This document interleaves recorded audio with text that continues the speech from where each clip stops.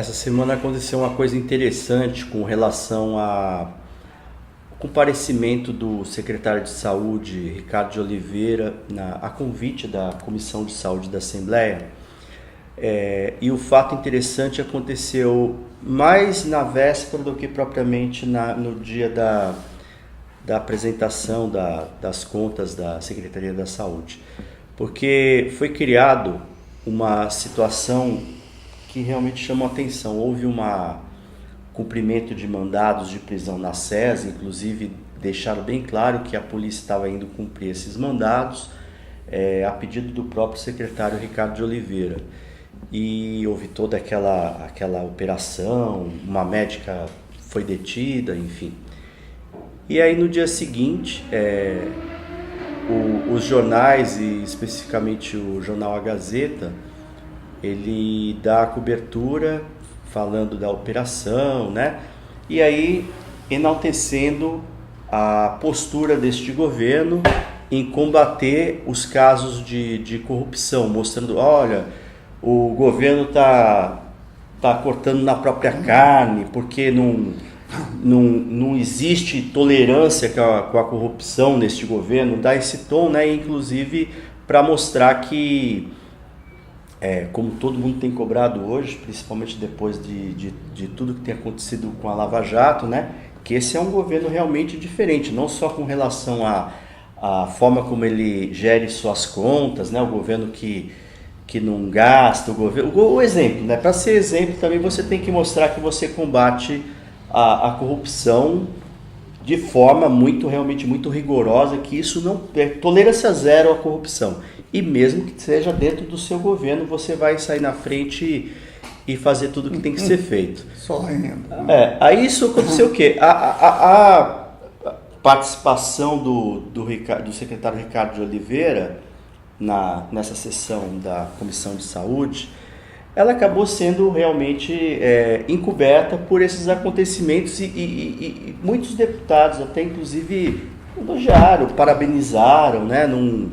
Não houve crítica alguma, salvo uma tentativa do deputado Hudson Leal, que inclusive é médico, e que fez alguns registros importantes que eu imagino que muita gente não entendeu. Ele falou sobre contratos de licitação supostamente irregulares com uma empresa do interior de São Paulo chamada Ampara Medicare. Ele falou sobre outras questões envolvendo processos licitatórios e se colocou até assim, olha, secretário, eu queria ajudar, estou fazendo essas críticas para ajudar. Mas eu acho que isso acabou ficando diluído, né, nesse viés que deram, né, pro acontecimento. Só para finalizar essa parte inicial, lembrando que nessa história de até levar o secretário de Controle e Transparência, o Eugênio Ricas, para dar, vamos dizer assim, um verniz de ética, né, na história toda, mostrar que ele estava ali presente, como se fosse assim, estamos agindo em sintonia, em parceria, saúde, o secretário de saúde junto, e para mostrar assim, quer dizer, a cúpula está blindada, o governador nem se fala, não precisa nem falar, claro que o governador não tem nada a ver com isso, né? E só para vocês poderem entrar agora, e só recordando que em abril agora, recente, né? Abril, a gente teve o caso do subsecretário de saúde, o Zé Hermínio, envolvido na famosa compra dos repelentes. Se fez todo aquele discurso, governo preocupado com as mulheres grávidas de baixa renda que estão indo nos postos, preocupadas com a microcefalia e tentando se proteger do mosquito, enfim. E aí se criou aquele clima para comprar repelente. Uhum. Coincidentemente, a Secretaria de Saúde da Serra tinha se antecipado e comprado o mesmo repelente, que foi comprado pelo Estado, uma diferença de R$1 milhão no mínimo. Quer dizer, só aí teve um pulo de 1 milhão numa simples compra de repelente, né? E isso veio à tona e acabaram exonerando o subsecretário e ficou tudo resolvido. Ninguém falou que ia apurar nada, se tem mais gente envolvida, e ficou por isso mesmo. como se fosse assim, a corrupção aconteceu, foi estanque, isolada e acabou. Ninguém precisa falar mais nisso, tanto que ninguém falou mais nisso. Não é verdade, Rogério? Não precisa falar mais nisso, né? Quem falou a imprensa chapa branca, né? Que está aí. Aliás, quando eu vejo a edição da Gazeta, cara, eu, um velho jornalista que sou, cara, não vejo ninguém edita melhor a Gazeta que o Paulo Artung. Ele é um grande editor da Gazeta. Chegou essa hora, ele faz direitinho, junta, e sai de herói. Agora, é interessante que quando havia corrupção nos outros governos, não vamos medir se é pequena, se é grande. Quando havia. Ele era o primeiro a responsabilizar o governador. Aí ele não é responsabilizado de nada, tudo acontece no governo dele. Não precisa explicar nada. Ele não precisa explicar nada, pelo contrário, ele é o D'Artagnan, chega lá e pune quem é e alguém paga a conta, que na verdade não tem nem direito de ser ouvido, por exemplo, no caso da Gazeta. A mulher foi presa, tá bom, e caiu. Ela deu a versão dela, como é que é isso? Então eu acho isso, cara, um desserviço, não só ao processo de governo, mas um desserviço à própria democracia do Espírito Santo, que é totalmente subserviente, é feita a democracia, não, eu estou me enrolando aqui, a democracia não, mas totalmente de acordo com o que ele quer. Parece um grande teatro mesmo, né, Renata? Sim, mas ele não é o único ator envolvido nisso, não é um monólogo, né? Para que ele tenha essa blindagem, para que nada chegue no governador e ele sempre saia de o bom moço, né? O cara que colocou o Espírito Santo nos eixos, que fez a faxina ética, né? Que chegou num estado que estava tomado pelo crime organizado. Quer dizer, tem toda uma imagem que precisa ser preservada ali, né? Porque um cara que fez a faxina ética, ele não pode conviver com esse tipo de corrupção dentro do governo dele. Ele não sabe disso, isso não chega, isso não acontece no governo dele. Só que se, por um lado, ele faz mantém esse discurso, do outro lado, a gente vê que a cobrança de quem deveria fazer essa cobrança não acontece. Você tem 30 deputados, a gente viu como é que foi a sessão, né, de prestação de contas, o constrangimento de alguns deputados, porque o colega estava cheio de dedos. A gente tem que reconhecer que o Hudson foi lá e fez, né, o papel dele de cobrar, mas com muito cuidado, com um cuidado excessivo, eu diria, para não agredir de forma alguma, sendo que ele não precisa, ele estava tentando se justificar. Para não chegar no governador. Não, e se justificando olha, você me desculpa, mas eu tenho que fazer isso aqui e tal. Quer dizer, o deputado está lá para isso mesmo, para cobrar, e o secretário tem que estar lá para responder, e não respondeu. O Ricardo ficou lá enrolando e respondeu que não respondeu. Aí veio o Eugênio, que também não respondeu. Foi lá. O que o Eugênio tentou fazer, na verdade, o Eugênio não, o Ricardo. O que o Ricardo tentou fazer foi tentar jogar para cima do deputado um outro foco da situação. Você lembra que no início do governo, as cooperativas e tal, querendo, entendeu? Fazer moeda de troca, né? Com isso, querendo jogar a culpa para cima de outras pessoas. É sempre assim, a culpa é de outra pessoa. Agora eu vou te falar uma coisa. Quando o governador Paulo Artung assumiu, né, esse terceiro mandato, uma das áreas que ele assim prometia assim revolucionar é justamente a saúde, que é você pega todas essas pesquisas eleitorais que a gente está fazendo com a Brand, a saúde sempre aparece na cabeceira dos problemas, e sempre diluída em outros problemas. Exato, porque as pessoas vão fazendo referência à saúde em diversas situações, né? E aí o Paulo, quando assume, ele anuncia o Ricardo de Oliveira para ser o gestor da saúde, e ele anuncia de uma forma assim, deslumbrado, né? Ele fala assim, craque, né? O problema da saúde é gestão, e para isso eu tenho um craque que é o Ricardo de Oliveira, que vai dar um jeito nisso. Eu até lembrei agora com essa sucessão de escândalos que tem ocorrido na saúde, porque eu queria deixar registrado uma coisa. Nós não publicamos ainda tudo que nós recebemos, mas a gente tem recebido uma quantidade de documentos, de denúncias relacionadas à corrupção dentro da saúde deste governo, que é um absurdo. É um absurdo que a gente tem. Eu nunca vi tanto material chegando da saúde como agora.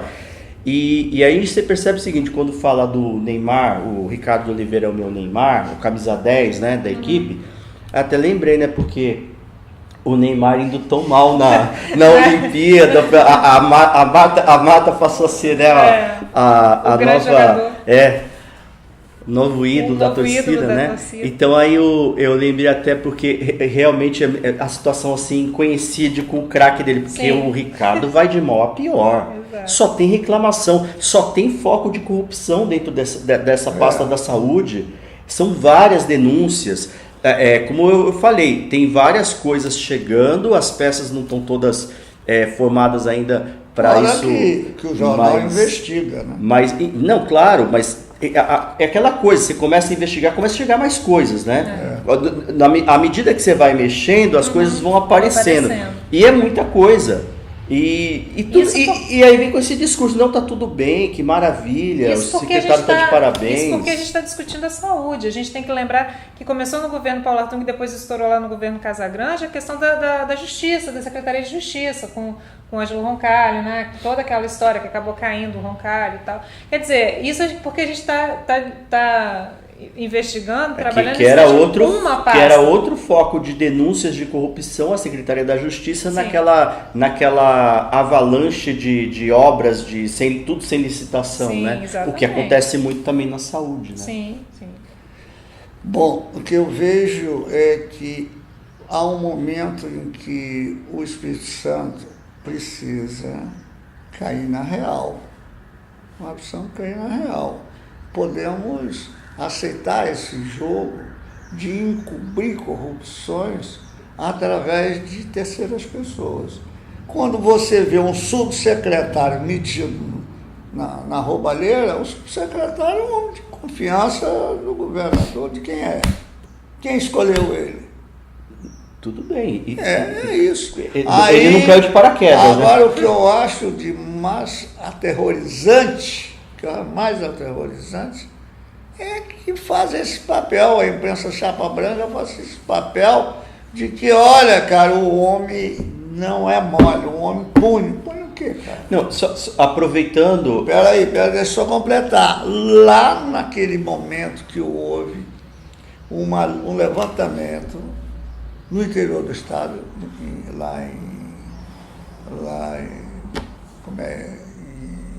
em que aparece, quem que aparece lá no processo de corrupção, né, de proteção de um processo de corrupção? Foi visto claramente que tinha até uma parenta dele. Estou falando de São Gabriel. Sim. Estou falando, tinha ela estava lá, ela que comandava, ela que fazia tudo. Gente, a cunhada, a parenta dele. Cara, quem acabou caindo foi o prefeito, né? Aí pegaram o prefeito, que não tinha nada. Não, é que eu estou dizendo, o que queria dizer, isso que você falou, é outro caso, que é o seguinte, o outro subsecretário, que é o senhor Fabiano Marilli, que foi diretor do Roberto Silvares, também não explicou ainda, e está tudo bem, ninguém fala nada, ele continua secretário, não tem problema nenhum. Tem uma série de denúncias que nós publicamos aqui contra o subsecretário Fabiano Marilli durante a gestão dele no Hospital Roberto Silvares em São Mateus. Nada foi explicado, o Tribunal de Contas fez à época uma auditoria, fez um pente fino, achou uma série de irregularidades nas contas que estavam sob a gestão do senhor Fabiano Marilli, e até agora nada foi explicado, ele continua secretário numa boa. Quer dizer, então, você entende? Porque esse tipo de coisa, como você falou, da imprensa ajudar e olha, tá apurando tudo, foi o que aconteceu essa semana também, infelizmente, a gente é obrigado a registrar aqui que o leitor tem direito de saber. Também no jornal A Gazeta, aquela manchete que diz o seguinte: 12 estados estão com salários dos servidores atrasados e Espírito Santo vai ficar em dia, mas não vai dar aumento. Então, quer dizer, deram essa matéria, pegada com uma outra matéria que era a entrevista do Paulo Artung criticando o governo Temer na Rádio CBN essa semana agora. E também dessa maneira, obviamente que a matéria foi editada para mostrar que o Paulo realmente é a última palavra, é o cara que sabe realmente enfrentar, vencer a crise, que tem a receita para vencer essa crise. Então isso foi a forma como eles deram essa matéria. 12 estados estão com salários atrasados, mais Espírito Santo está com a conta em dia, está com salários em dia, só que não vai dar aumento. É a maneira como você falou, que ajuda muito, né? Isso ajuda muito, né? E intimida também, né? Intimida, diz, olha, não põe a cara na reta que vai tomar uma cacetada. É claro, o servidor que sair para a rua para pedir aumento, nessa situação, ele vai ser, né, um maluco, né? Ele vai ser penalizado pela população. Não, um insensível, Você né? tá vendo como é que se cria uma imagem? É sempre uma imagem, é sempre uma projeção, né? Lógico, se os servidores saírem na rua hoje para fazer uma manifestação, para fazer um protesto, para pedir aumento, sabe o que vai falar? Vocês não estão reconhecendo o que esse governador está fazendo por vocês. Vocês têm que todo dia chegar em casa, agradecer a Deus que vocês estão recebendo salário em dia. Não, mas é isso. É isso. Quando, né? Não é verdade?